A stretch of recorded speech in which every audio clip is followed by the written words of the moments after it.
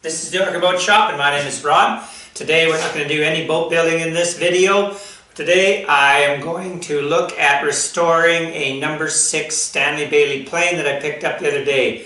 So I also got a couple of nice little wood-bodied planes that I'm going to restore as well. But today's objective will be to look at putting this beautiful number 6 back to glory. So here she is. The Japanning on here looks pretty good. The handle's solid, the tote is solid, the knob is solid, but I'm going to take it apart and clean it all up as best as I can using some basic techniques of cleaning and scraping. So let's get to it. Okay, we can start by taking it apart, pretty simply just taking off the lever cap. That, probably just needs a good cleaning. We have the blade and the chipper, and these two parts can come apart quite simply by just undoing this little nut and just sliding it off the end. But I will take the nut right out anyways because I want to clean these two up. I don't know, these blades are they're pretty dull, but with a good cleaning and a good sharpening, it'll be as like brand new. So we have the cap and blade and the lever. Maybe then I'll just start by taking off the front knob, which is simply just screwed down to the base.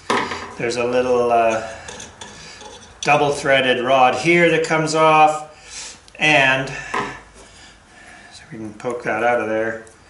There's a little tiny threaded brass piece that fits into the knob. Now I'm assuming that this knob is original. This is probably Brazilian rosewood, which you cannot actually get anymore. It's a protected species, cannot be shipped out of the country. So what I will do with this one, I'm not too sure. You know, is it worth sanding it down and refinishing it? We'll make that decision a little bit later. Next, we take off what is called the frog, which is what holds the plate or the blade in place. A couple of simple screws here. This whole thing can be taken apart literally with, one screwdriver for the most part. Now we have this locked in the back here. So to get it off, maybe I'll start by taking off the tote as well. So just like the front knob, there's a little brass piece in there. This one has a screw on the front portion here as well. I don't think that's the original one because there's a bunch of washers in there. So I think that this piece here, although it's actually got a little spring load in there, I'm not too sure what the purpose of that is. But we can take the tote off. And again, there's just the rod with the threads on both ends. And again, I'm assuming that's going to be a rosewood handle. In the back here for adjusting the frog, sliding forward and back, which in turn adjusts the open and closing of the throat. There is a screw in the back here. It's threaded into the base.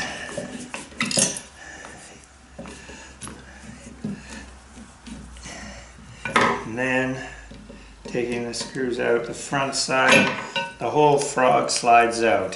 Where the name frog comes from, you got me on that one. I don't know. I'm going to take all pieces apart here because I'd like to clean them all up before reassembling. The adjusting knob here is a reverse thread. If you just keep going until it comes right off, it'll disengage from the lever, which adjusts the blade in and out through the throat. It's a nice big one on this one. Smaller planes would have a smaller little knob. And then there's the little locking plate inside here, and that is done again for turning the screw here. We'll slide the frog forward and back. I'm going to take that out. I'll take that one right out as well. Alright, so now what we find is it is a Bailey. It's not even a Stanley Bailey. It's a Bailey number 6, patented March 25th of 02. So that would be 1902. So I'm assuming that this plane is well over 100 years old. and it's in pretty good shape, meaning the Japanning. So the lacquer finish, the hardened finish inside here, the black, is still in pretty good shape. It's not really a good idea to sort of chip that all off and then paint it. You're going to devalue the actual plane itself. Now this plane is corrugated sole. The purpose of that, my understanding, the purpose of that is that less surface area to smooth out should you have to smooth out the bottom of the plane over time if it gets dented or whatever. But secondly, it would run smoother on wood. So there's less surface area touching the wood. So that's it, disassembled. That's a good heavy piece of steel.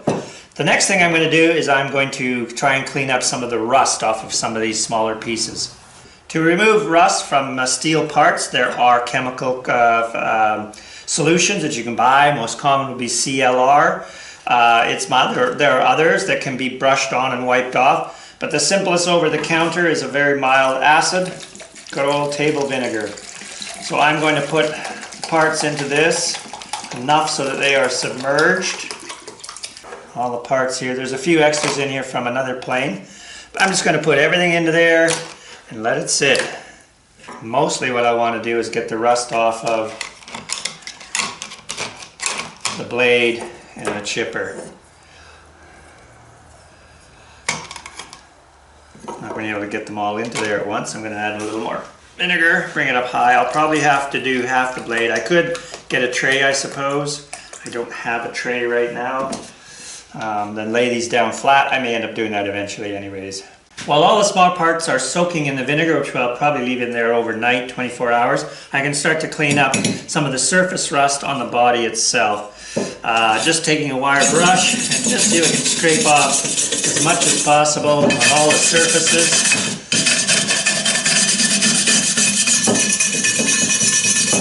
And then we'll see if we can just lightly sand that. I will end up lapping the bottom of this. But what I need for that is a piece of solid glass or granite. I need a very, very smooth surface to do that, and I don't have one right now. I'm gonna have to pick one up. So here I've just got 600 wet dry sandpaper. I'm not gonna wet it. I don't need water on my. But let's just see, how much we can actually clean this up. I may need to go a little bit coarser than 600 on this right now. It's just kind of gumming up the sandpaper. So it's 220.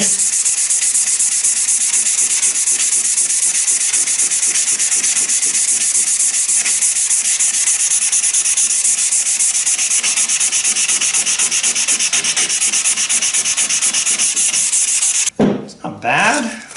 First go, I'll go move my way up to the finer grits of sandpaper here. But the next thing I want to do is I just want to, like the front edge here, it's a bit of rust. Now if I go to put down on a piece of glass and some lapping compound and smooth out the bottom here, it's going to be very hard to do if this has been dropped or nicked and there's a ridge there or a ridge there, which occurs by, planing through and maybe hitting a nail, hitting something hard, or dropping it. It doesn't look like this one's been really dropped at all in its 100 years of use. There's no real big nicks out of it. But I don't want to have a sort of a high spot here and a high spot here from hitting something. Try and smooth the whole thing out when this is the high spot. So I'm just going to put this in the vise and take a metal file and just kind of feather that edge over a little bit. So I put the body in my wood vise here, and I'm making sure that I've got it, it's not really all that tight in there anyways, but I don't want to have it just sitting sort of between these 2 points here, because I theoretically could crack the thing. So I want to make sure that it's down on the body where it's solid metal. And then I'm just going to clean up this edge a little bit here so there's no burrs.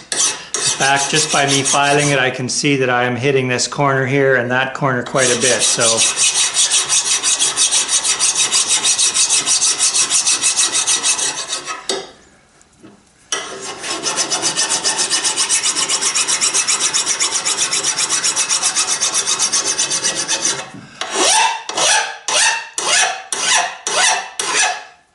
now, there's a few nicks in there. You might not be able to see that on the camera, but as I file and get it smooth, you can see these dark little lines in there, which means that, it could have been there all the way from the factory for all I know, but I'm going to just try and smooth that out and get rid of those little nicks.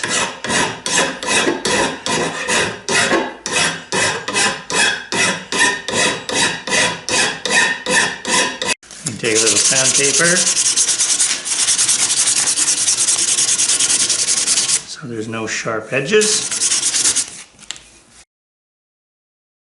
And that is ready to be lapped. I'll probably lap both sides and the sole as well. Now I'm going to clean up the bottom face, or actually the top face of the frog. So this is the face that the blade would actually sit against with the chipper screwed down into. And I guess over time, you know, the blade has never been taken out, or not for quite a while. You know, it's been sitting in there and it is oxidizing and rusting a bit. The rest of the surface on this is the Japanning, the enamel coating. So I'm not going to be touching that with any sandpaper. I'd like to leave that original. But again, even sanding, I can see there's all kinds of little nicks across the back edges here. So I don't know whether it's been dropped, whether that's right straight from factory or not.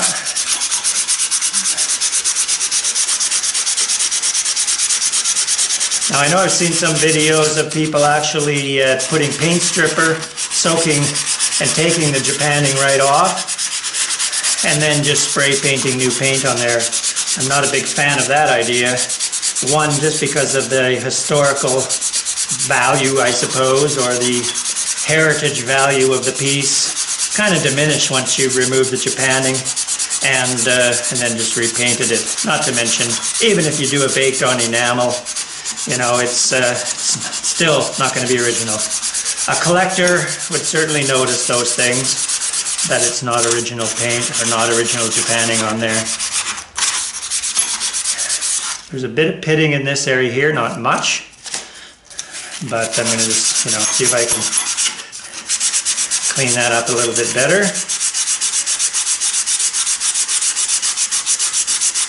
Again, I'm just hitting it with the 220. So that's not too bad now. So is this edge here a little bit rough?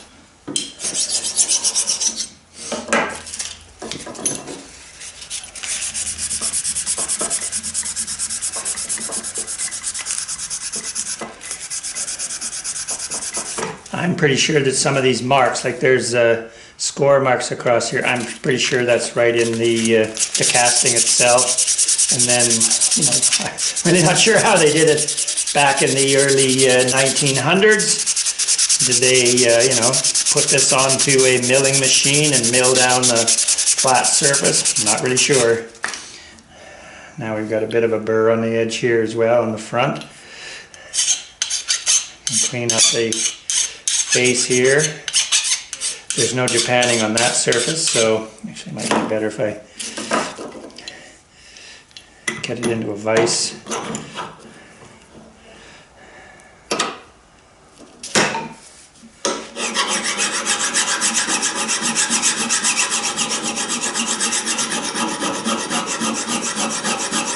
Now I don't need to file that down to a sharp edge, so I will round that over as well.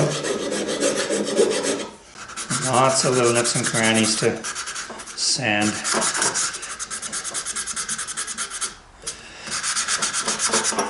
Again, in the casting I can see all kinds of swirls in here. I'm sure they are, the milling machine has just spun and moved and spun and moved, and it wasn't really a surface that required it to be super smooth, just clean, so that other parts can sort of slide along them. Because this is the bottom of the frog that will move forward and aft, in boat building terms of course, fore and aft to close the throat up on the blade. Now with the tote, that's the question. What to do? I'm kind of reluctant to even start sanding it because, you know, it sort of had a lacquer finish on top of the Brazilian rosewood.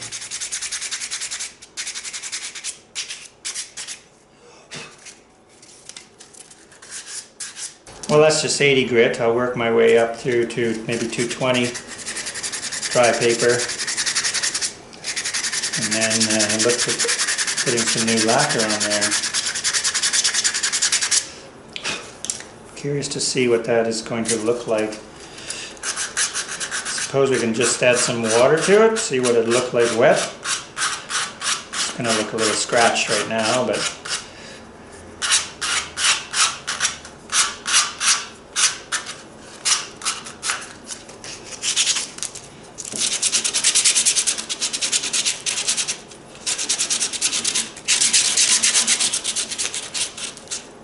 I'm going to wet this down, see what it looks like with a bit of water before I go at the tote itself.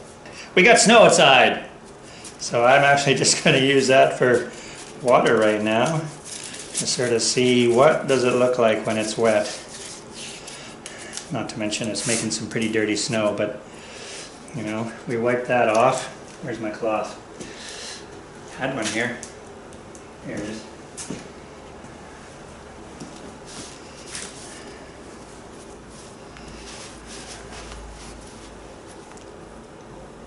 It's a pretty dark, rich wood. We're going to end episode 1 right there with me having cleaned up the body with the rough sandpaper up to about 600 grit. It's now ready for lapping. I have the frog and a few other parts ready as well. So in the next episode, episode number 2, we'll get into lapping, and then we'll get into sharpening the tools and reassembling and giving it a go. Thank you very much for watching. Hey, do consider becoming a subscriber, or at least give this video a like. Thank you very much.